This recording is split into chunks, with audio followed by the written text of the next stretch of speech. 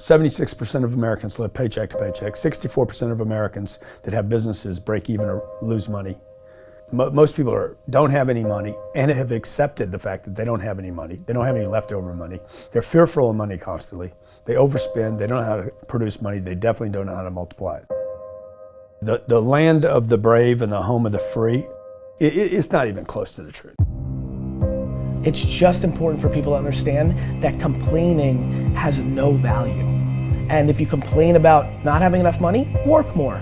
If you complain about not having work-life balance, spend more time on vacationing and your family. It's super simple. Let your actions dictate instead of sitting there and feeling like you're not in control. Poor people say, I can't afford it, I can't do that, I don't have time. It's an escape, you know what I mean? It's easy to say, I can't afford it. Oh, I'm too tired. Oh, I can't go to the gym. You know, when you could go to the gym, no, I can't. Truth is, I'm just too lazy to go to the gym. Money doesn't have value, right? And this is an important thing that most people don't immediately understand, is that money itself doesn't have value. Money is a vector for transmitting value. It's how you express value. But the value isn't in the money, it's in the product or service you bought with it, and it's in the labor you gave in order to acquire it in the first place. That's where the value comes from. There's nothing intrinsically valuable in the money. You shouldn't put money in a house, you should put money in your brand.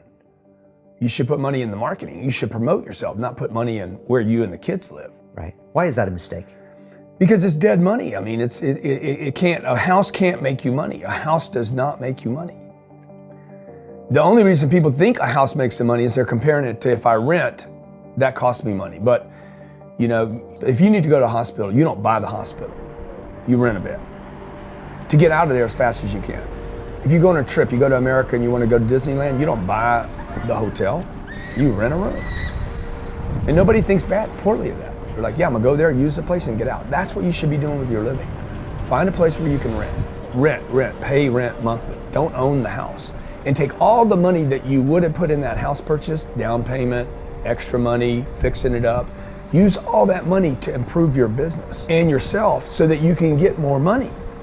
Right? So I see so many people here like, I'm gonna invest 300,000 pounds in a house to hopefully make $30,000, 30,000 pounds. I'm gonna buy it for 300, maybe I'll sell it for 600,000. I'll double my money.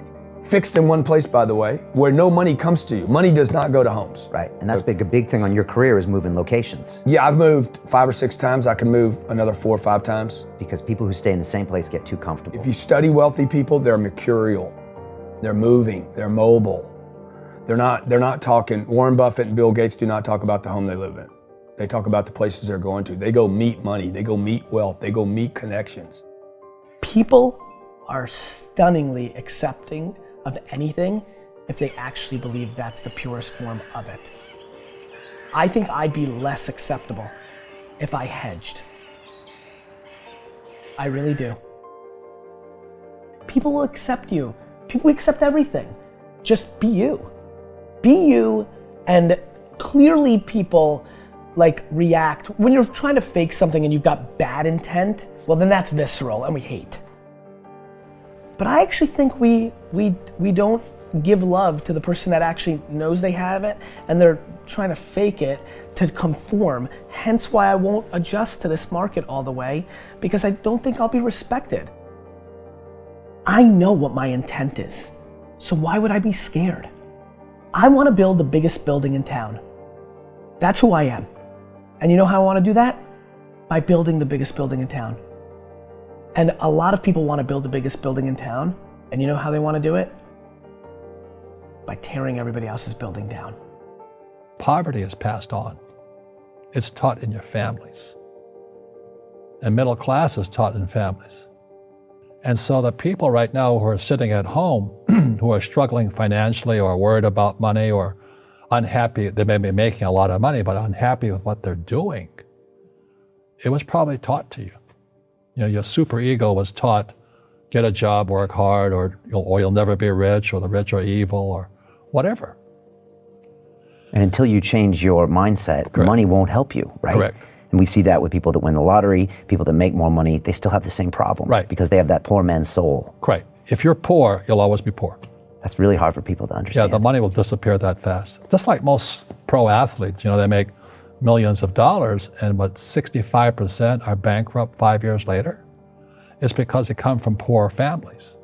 Now you tell them that, they get very angry at you. It's the rich fault. It's you guys ripped me off and government ripped me off. But unfortunately, what Mr. Lipton was saying, it's passed down genetically. That's the frightening thing. And it's interesting when you commit to something, little gifts just start automatically showing up. It's a phenomenal thing. It's happened my whole career. When I fully commit, somebody will bring me something. Okay. And then keep your eyes open. And by the way, the package may come wrapped in a package you weren't thinking about. Hard work. Or like a voice, or like a person, or maybe from a different direction than you thought, or an offering where you're like, you read something about this and that's not the thing. Like all throughout my career, it's come in weird kind of ways. If you ask for help and somebody shows up at the door, maybe invite them in. Okay. Regardless of what the packaging is or what you've heard about it or whatever. That's really been beneficial to me. Okay. How old are you? 44. I'm 40. Do you know how young we feel? When you were 26, did you ever think that this is what 44 felt like? No. You thought that was finished? Yeah. How old are you?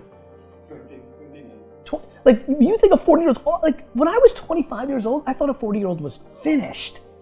I don't even feel like I'm starting, right? Yeah, but when I was 26, I was in a rush.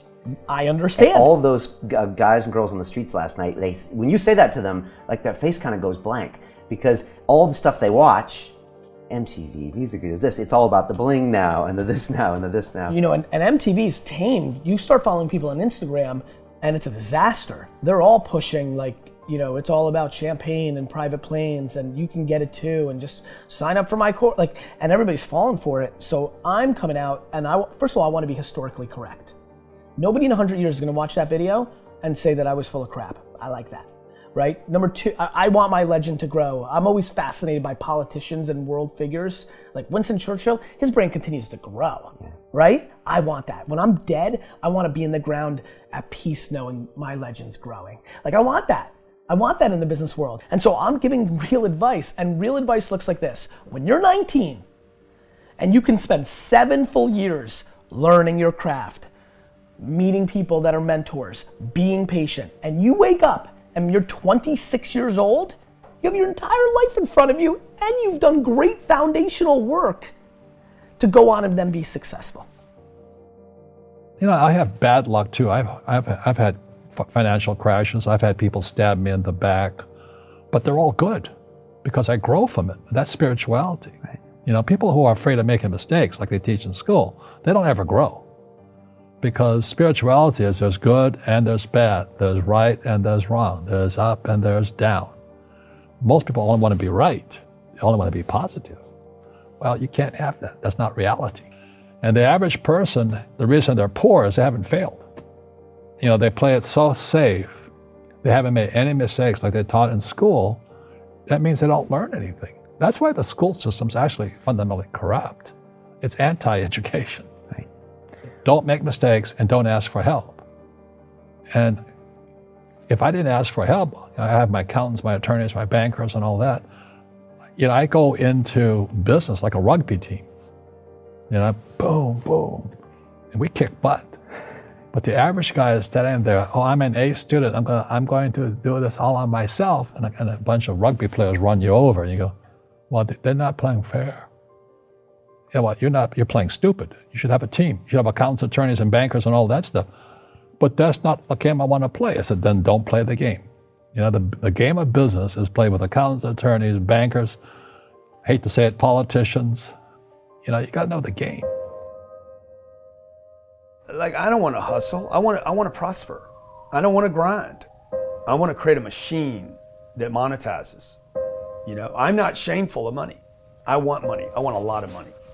I want to give money away. I want to raise a lot of money. You can't do that if you're broke.